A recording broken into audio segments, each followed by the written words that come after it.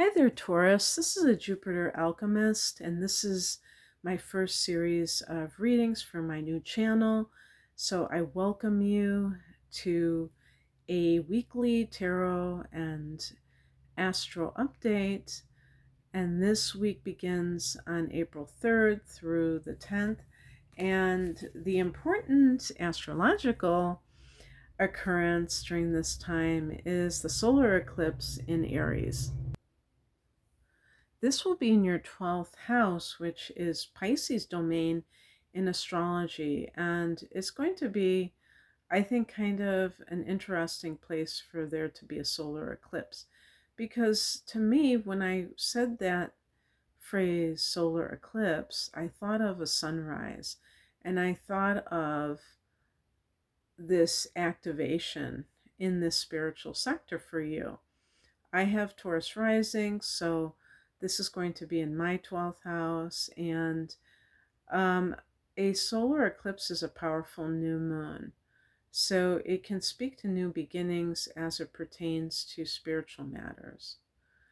And these spiritual matters may differ depending on what you're into. And if you're not really, if you don't consider yourself a really spiritual person, which might be a little bit difficult to imagine given your listening or watching and tarot reading, but in terms of your own spiritual growth, if you're not really into that, you might have some kind of dramatic event that awakens you.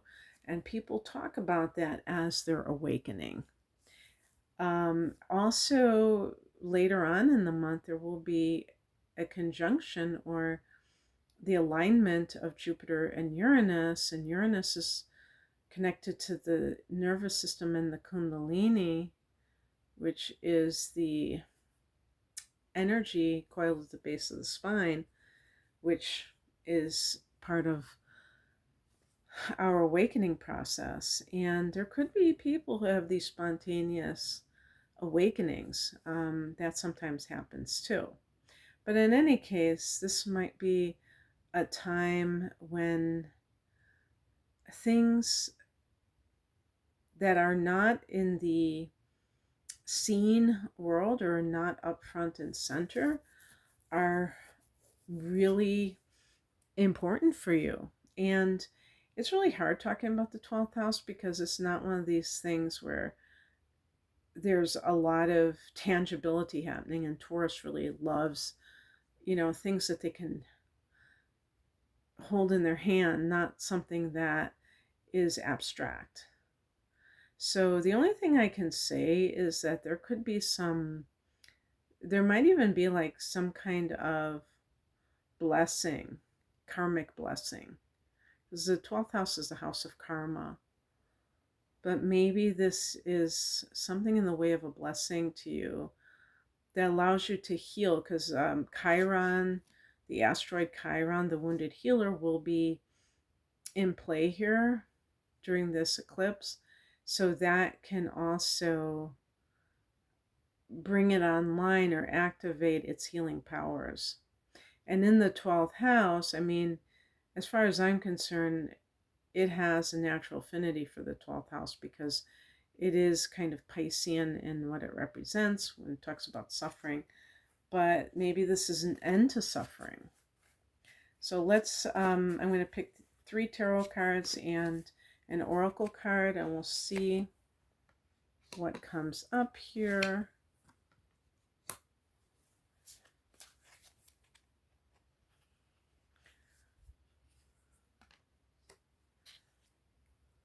Just pick the one on top. Okay.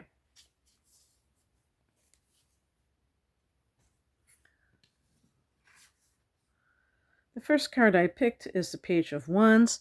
This can be good news that comes your way.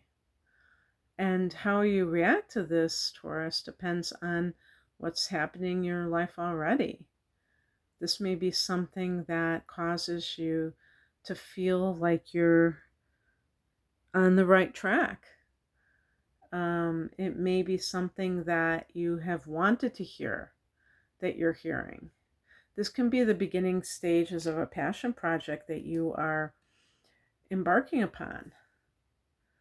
And when we are doing the things that we love, we're going to, I think that it improves the rest of our life. I'm reading a book right now called The Artist's Way, which helps people to reignite their creativity.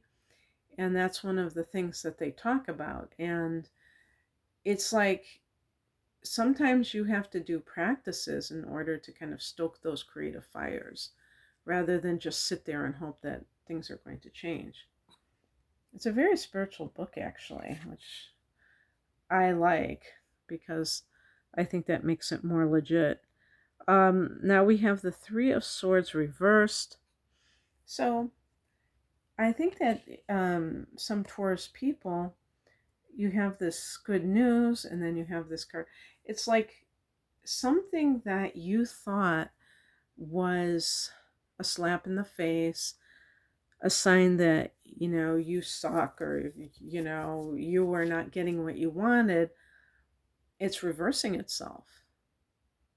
And so it can very well mean that you are going to hear some good news that actually makes you feel very good emotionally when perhaps you were not feeling so good not so long ago. And the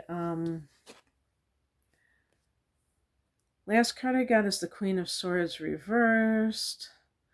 If you work for somebody else, maybe you're going to find out that this boss that may have been problematic is getting the axe, and so you won't have to deal with her, because the Queen of Swords type of boss can be a woman, an older woman who is very critical, has very cutting speech, maybe sarcastic, and it's something that may not feel very good for you to be in the presence of.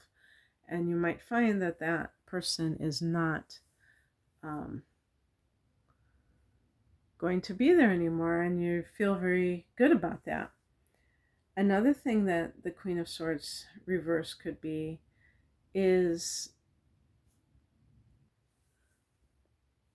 I think it can make you a lot less critical of others, because you might have been doing something out of protection of your own heart because you felt rejected, you felt something, and now you can like let go of that critical spirit if that has been a problem for you in recent times. I don't think Taurus as a sign tends to be like that, but you may have uh, Mercury and Gemini if your sun is in Taurus, and that can make you more sarcastic and gossipy, and you might be prone to say things that you really shouldn't be saying, simply because Mercury and Gemini might not have a lot of discretion. Okay, and then the Oracle card. We have here empowerment. It says the frequency of empowerment supports our ability to show up fully and completely, uniting us with others in the deep trust that we are all connected through the same source. A lot of times, suffering occurs because we feel that we are alienated from other people. Now, the Queen of Swords, I mean, even in the challenge position, I mean, that could be even in the upright position, it can be challenging, but this could be like a mother-in-law, gone crazy. And in those types of situations, if you're dealing with someone, it doesn't have to be like a romantic situation, but any kind of relationship issue where it's causing you to feel like something isn't quite right, you can always take the higher ground, and you're doing so knowing that we're all connected. A lot of times people who feel bad that they're being rejected, they try to kind of create this idea that this other person is just completely apart from,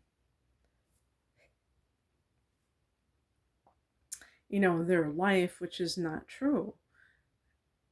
Even if you're with someone and you're thinking about getting divorced because they're too, attached to their family and their family is toxic and toxic to you, by being able to see that everyone is connected at a higher level, there's no desire just to kind of completely banish someone.